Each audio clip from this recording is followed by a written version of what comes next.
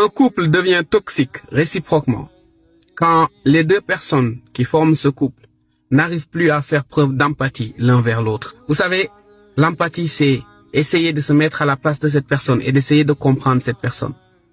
Parce que quand vous vous mettez en couple, n'oubliez pas que cette personne que vous avez en face a un vécu, a une histoire, a ses propres valeurs, a ses blessures, a sa façon de voir le monde. Donc si vous voulez vous asseoir avec cette personne et obliger cette personne en fait à penser que sous votre prisme, votre relation devient toxique. Et très souvent, ce qui se passe dans les couples en fait, c'est que les personnes qui forment ce couple s'enlèvent toute possibilité d'être empathique envers l'autre. Dans la tradition africaine par exemple, quand deux personnes se marient et vivent en couple, on les appelle et on leur confie deux choses. La première chose, c'est de faire preuve de compréhension l'un vers l'autre. La seconde chose, c'est de faire preuve de patience envers l'autre.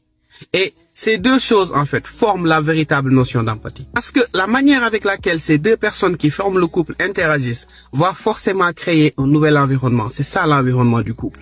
Et cet environnement devient toxique dès que le mari ou la femme, ou peut-être tous les deux en même temps, n'essaie pas de se mettre à la place de l'autre pour comprendre ses réactions, pour comprendre sa manière de voir, pour comprendre sa manière de penser. Parce que, vous savez, très souvent, il va forcément y avoir des malentendus. Il va forcément y avoir des visions différentes. Mais si vous vous braquez sur votre propre façon de voir, si vous n'essayez pas de comprendre pourquoi mon mari ou ma femme pense de telle manière et pas d'une autre manière, vous n'allez pas trouver de solution.